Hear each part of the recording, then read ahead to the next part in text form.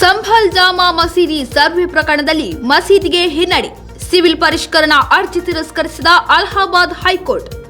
ಉತ್ತರ ಪ್ರದೇಶದ ಸಂಭಾಲ್ನಲ್ಲಿರುವ ಶಾಹಿ ಜಾಮಾ ಮಸೀದಿ ಮತ್ತು ಹರಿಹರ ದೇವಾಲಯ ವಿವಾದ ಪ್ರಕರಣದಲ್ಲಿ ಅಲಹಾಬಾದ್ ಹೈಕೋರ್ಟ್ ಮಹತ್ವದ ತೀರ್ಪು ನೀಡಿದೆ.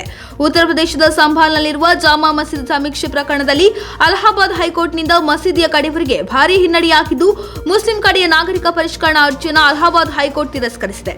ಹೈಕೋರ್ಟ್ನ ಈ ತೀರ್ಪಿನ ಪ್ರಕಾರ ಸರ್ವೆ ಪ್ರಕರಣವು ಸಂಭಾಲ್ನ ಜಿಲ್ಲಾ ನ್ಯಾಯಾಲಯದಲ್ಲಿ ಮುಂದುವರಿಯುವುದು ಸ್ಪಷ್ಟವಾಗಿದೆ. ನ್ಯಾಯಮೂರ್ತಿ ರೋಹಿತ್ ರಂಜನ್ ಅಗರ್ವಾಲ್ ಅವರಿದ್ದ ಏಕಸದಸ್ಯ ಪೀಠವು ಮುಸ್ಲಿಂ ಪರವಾದ ವಾದಗಳನ್ನು ತಿರಸ್ಕರಿಸಿ ತೀರ್ಪು ನೀಡಿತು.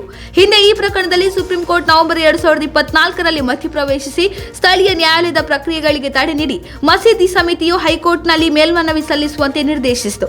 ಇದೀಗ ಈ ತೀರ್ಪು ಈ ಪ್ರಕರಣದ ದಿಕ್ಕನ್ನು ನಿರ್ಧರಿಸುವುದಲ್ಲದೆ ಸಂಭಲ್ನಲ್ಲಿ ಶಾಂತಿ ಮತ್ತು ಸಾಮರಸ್ಯಕ್ಕೂ ಮುಖ್ಯವಾಗಿರುತ್ತದೆ.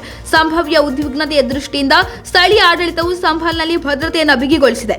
7 ಸಮುದಾಯಗಳು ಶಾಂತಿ ಕಾಪಾಡುವಂತೆ ಮನವಿ ಮಾಡಲಾಗಿದೆ.